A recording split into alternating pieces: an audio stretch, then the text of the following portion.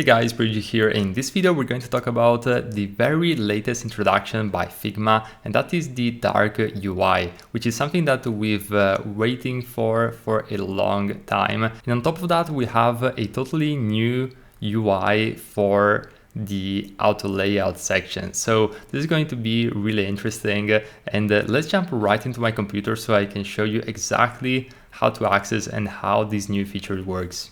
Alright, we're back in my computer, and now let's see how to access the dark UI, which is very easy. Simply go on the main menu and search for preferences, and at the end you're going to see this new theme option, and you can simply select the dark UI, and as you can see we have it. So really easy to use, and I would recommend us to change the background in this case so that we can really leverage the theme at its best. By the way, we're using the Square Dashboard UI kit, which is an amazing UI kit which I found on UI8. So definitely check it out if you're interested in having a look. And now let's talk about the new auto layout UI UX. It's really cool. So we're going to simply select an element over here. So we have this navigation menu, and what we're gonna do is just for the sake of this demonstration, we're going to turn it into an auto layout, and I'm going to use Shift plus A in order to do that real quick. As you can see, we have the new auto layout here on the right. So don't be scared, everything is exactly how it was before. They just changed the visuals. So as you can see, we have the horizontal direction over here. We can still keep it in vertical, and this is going to be the space between, so exactly like it worked previously.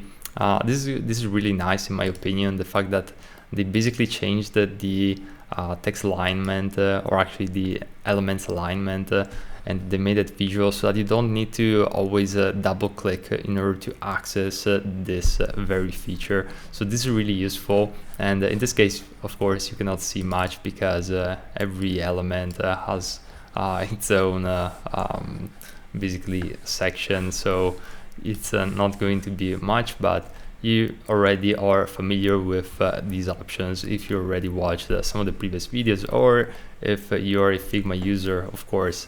So this is another one which they added, horizontal padding. So this one is going to change the horizontal padding on both the left and also on the right. As you can see, you can also change it right here, and this is going to be the top and bottom padding. So quite useful. Another thing to keep in mind is that you can select these new independent paddings in order to access the padding individually for all the different sides. So for example, here I can just change the left padding, top padding, right padding, and so on for the bottom. So quite useful, and they also added some new more visual way to basically create this advanced layouts. So over here we have packed space between the strokes, which is basically, and the cool thing is that they're showing a preview of these right from this section. One which is really useful is the text baseline alignment. It won't work in this specific scenario, but basically what it does, as you can see from the example, is it's going to align to the baseline of the text elements compared to the actual objects itself. So this is something that we've been waiting for a long time.